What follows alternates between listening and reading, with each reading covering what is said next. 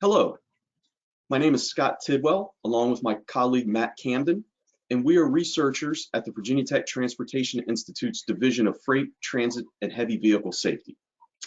In addition to numerous research projects that we conduct, we also do outreach, and safely sharing the road with trucks is one of these outreach programs. And we're here today to talk about why that's important to everyone on our roadways to help keep you safe out there around these large vehicles. So first, I would like you to think about some numbers. In 2018, there were over 14.2 million registered large trucks and buses in the United States. And of all those trucks and buses, 5,096 of them were involved in fatal crashes. And when we look back over the past decade, that was a 48% increase in fatal crashes with these large trucks and buses. However, there was only a 17% increase in the total number of these vehicles on our roadways. So that's a disproportionate increase in fatal crashes with these types of large trucks and buses out there. And when we look a little further, there were almost 5,200 people that died with these crashes with large trucks and buses in 2018. There were additional 176,000 people injured. And when we look at those numbers though, the majority of people that die in those crashes come from the light vehicle, not the truck or the bus. And when we say light vehicle, we're talking about cars, SUVs, and pickup trucks. And additionally, in 2018, there were 434,000 property damage only crashes. So while nobody died or was injured, there was some type of significant property damage that occurred in these crashes of large trucks and buses. And in the majority of cases, that was damage to other vehicles. So you might be wondering, well, why does this matter to you, since you most likely don't drive a truck or a bus? Well, some things to think about. As I mentioned, the light vehicle drivers and their occupants are more likely to die in crashes with large trucks and buses. And in fact, 80% of the people that do die in these types of crashes come from that light vehicle. So it's not the truck driver or the bus driver. And people are quick to blame the truck driver for always being at fault in these crashes. However, research has showed that 78% of crashes and near crashes are the fault of the person driving that light vehicle. And just remember, that is a battle that you're never going to win with one of these large vehicles out there.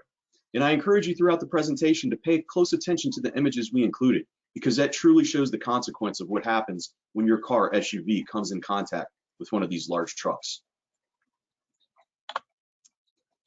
And there's one statistic that really stands out, and that is car crashes are the leading cause of young drivers ages 15 to 20 in the United States. And that accounts for about 37% of all teenage deaths. That's more than all medical related issues combined. That's more than homicide. That's more than suicide. And that's more than all other accidental causes combined as well. And when we look in 2018, there were almost 1.32 million crashes involving a teenage driver. And almost 360,000 of those crashes involved people getting injured. And 4,000 of those crashes involved at least one person dying. And in many cases, there were multiple fatalities in those crashes. And when we dive a little deeper, just over 46,000 of those teen-involved crashes also included a large truck or bus. And when you do the math, that comes out to about 127 crashes per day between a young driver and a large truck or bus in the United States. So now we have a video that we'd like to share that comes from the Oklahoma State Police, and that shows the consequence of what happens when a number of factors could be present, whether that's not adjusting your speed or your timing and distance, or distraction, because that's also a big issue nowadays out there. So what you're about to see is a young female teen driver, and she is going to be merging onto the interstate down in Oklahoma. As you can see, there's a tractor trailer in the right travel lane. She is just continuing along. She's not adjusting her speed or distance. She actually moves onto the shoulder of the road, cuts in front, gets clipped by the tractor trailer, head on into the Jersey wall, and then back into the car in the adjacent lane. That is how quickly and easily that situation can unfold when you don't adjust your speed, you don't adjust your timing or distance, or you're distracted. And when we followed up and looked at the police report, this young female teen driver was texting on her cell phone the entire time she was trying to merge onto the interstate. So this is a perfect example of why you need to put that phone away when you're driving. So you might be wondering, just how big are these large trucks out there? Tractor trailers can weigh up to 80,000 pounds. You know, single unit trucks like a dump truck or a school bus or a cement truck, they can weigh greater than 26,000 pounds. If you think about your car or SUV, they typically weigh in the 2,000 to 4,000 pound range. So much, much smaller and lighter than one of these large trucks out there. And because these trucks are so heavy, they require much longer stopping distances. At 55 miles an hour, it can take a tractor trailer the entire length of a football field to come to a complete stop. And that's in good weather. If it's raining or snowing, it can take almost 2 football fields for one of these large trucks to come to a complete stop.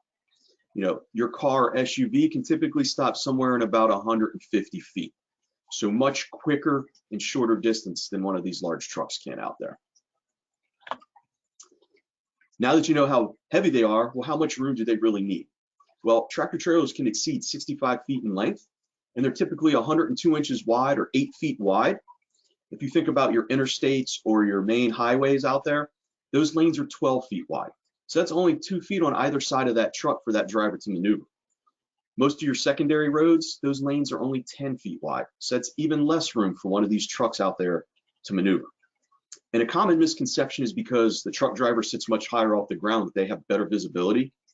But that's not the case. You will actually have better visibility in your car or SUV than that tractor trailer driver out there. And always be aware of your surroundings. Observe their turn signals. You know, they're so big, they may have to straddle lanes to set up a turn. They may actually have to start moving in the opposite direction in which they intend to turn because they need so much room and they're so long.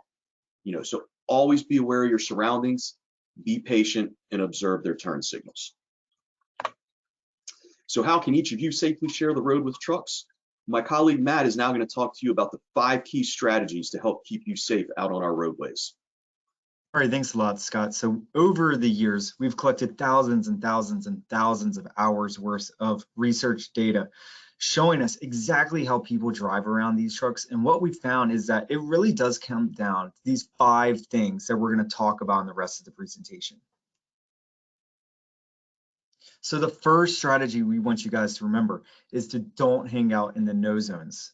Every vehicle has no zones, also called blind spots. But when it comes to a truck, these no zones are much, much bigger. So there's 4 of them. There's one directly in front of the truck. It can actually be 20 feet out, where a car could be directly in front of this truck and that truck driver cannot see them. The most dangerous and the biggest no zone is on the right side of the truck. As you can see in this picture, it's the biggest area shaded in yellow. It can go 3 lanes wide. It can go the entire length of that tractor trailer. It's a really big, really dangerous spot to be driving in.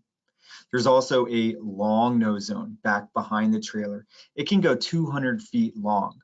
So if you think about a tractor trailer being 65 feet long, this means you can fit 3 tractor trailers back in this rear no zone. And that front driver is not going to be able to see them. Then finally, there's a no zone on the left side of the truck. It's one of the smaller ones, but it is still there. So we want you to remember when you are driving around truck, whether that's on a secondary road or on an interstate, is that there are 4 no zones around that truck. And anytime you drive through them, that truck driver is not going to be able to see you. So how do you pass a truck? There's all these no zones around there. How can you safely go by them? There's a couple things for you to safely pass them. So the first thing is always pass on the left side of the truck. Always avoid the right side. The left side has a smaller no zone, so you always want to go on the left. Besides that though, there's another thing you can do. We want you to move steadily by the truck. Go by the truck quickly at a safe speed and maintain that speed all the way through the pass. You do not want to start your pass and then linger around the sides of the truck. The quicker you can move by the truck, the least opportunity something unexpected could happen. Thirdly, always use your turn signal. Anytime we change lanes or make a turn, we want to use our turn signal because that's telling the other drivers what we are about to do before we do it. When it comes to trucks, it's especially important to use your turn signals. That's going to allow that truck driver to react to give you extra space to keep yourself safe. And then finally, after you've passed the truck, we don't want to cut that truck off. We want to give that truck extra space in case something happens so that they have room to react. So the best way to give them space is to use your rear view mirror and look for the entire front of that truck in your rear view mirror. Now, when we say the entire front of the truck, we're talking about from the tires up to the very top, not just the grill of the truck. So here's a video from our research. This video is giving you the perspective from the truck driver. So if you look in the bottom right screen here, you'll notice that's a car. It's passing this truck on the left. But what you'll see this car driver doing is they are not moving steadily by. They are lingering. This truck wants to change lanes. He looked in the mirror twice and he did not see that car. Because of that, he almost ran that car off the road. That was really scary for that car driver, and it easily could have been avoided if that car just kept moving steadily by the truck instead of lingering around the sides. The third strategy we want you to remember is to not cut it short. Scott mentioned that these trucks take a long time to come to a stop at highway speeds. You don't want to get directly in front of this truck and slow down quickly because it's a battle you're never going to win. The truck is not going to be able to stop as fast as your car. So don't pass the truck, get into the truck's lane and slow down. Instead, maintain that speed until you're far enough out in front of that truck. In the event that something does happen and you need to slow down, that truck driver now has enough space and time to react. They could change lanes, they could slow themselves down, they could go over to the shoulder. We just want to give that truck driver extra space and give us the opportunity to avoid being hit in the rear. So here's a real common example that we see people make. You'll notice in the bottom left, see that minivan? It's passing this truck. And now you'll see that minivan cut in front of this truck, only giving that truck about 10 feet of space. You'll notice that truck couldn't stop in time. It had to change lanes to the right to avoid that crash. If there had been a car in that right-hand lane, this truck wouldn't have been able to change lanes, and the truck would have rear-ended that minivan. The fourth strategy is don't get squeezed. Trucks make wide turns. I'm sure you've all seen signs on the back of trucks, just like the one in this picture. Trucks need a lot of space to make turns. When it comes to right turns, trucks often need to be in a left lane to make a right turn, or sometimes they straddle lane lines to safely make that right turn. Oftentimes, we see people try to squeeze by the truck on the right during that turn. Well, remember, that right nose zone is so big, that truck driver is not going to see that car. So if you are ever following a truck and you see it with its turn signal on, be patient. Hang back, let that truck do its turn before you proceed down the road. Now, when it comes to left turns, trucks need just as much space. In fact, oftentimes they need the entire intersection to safely make a left turn. The best way we can help truck drivers when it comes to left turns is to always stop at or before the white line that's across the road at every intersection. If we stop before or at that white line, we're not in the intersection. And if a truck comes through there, they have all the space they need. The challenge we see is people will often stop after that white line. And then if a truck does come through, their vehicle's at risk of being hit. Or most often what happens is the truck will come in the intersection, stop, blocking all the other traffic, and wait for you to move. Now, when it comes to backing, trucks need a lot of space and a lot of time to back up. They do not have a rear view camera or a rear view mirror like we do in our cars. They have the big trailer behind them. So it takes them a long time. If you see a truck backing across the street or in a parking lot, don't try to squeeze behind it. That truck driver is not going to be able to see you. Instead, be patient. Wait for the truck to back up, and then you can move around the front. And then here's a video example of a wide right turn. You'll notice this truck driver has to swing left into a left lane to make a right turn. Now, if you look in the bottom left, you'll see a green Mustang squeezing by the right side of this truck. In fact, that Mustang had to go up into the entrance to this gas station to avoid that crash. That car driver was very lucky in this case. The only reason this truck driver stopped was because that truck driver had a passenger in the passenger seat, and that passenger driver had a different field of view and was able to alert the truck driver to stop and that there was a car trying to pass on the right.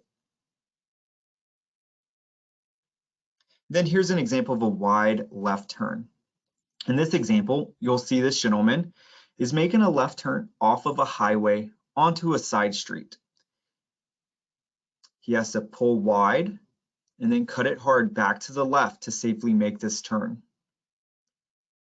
The truck would safely make it. However, there is a car in the bottom right, a complete car length past that white stop line. That car has to back up before that truck can maneuver forward. However, that minivan behind it was too close, so that car had to wait for that minivan to back up first. Now the fifth strategy is maintain a safe following distance. There's a couple reasons we say you don't want to tailgate a truck.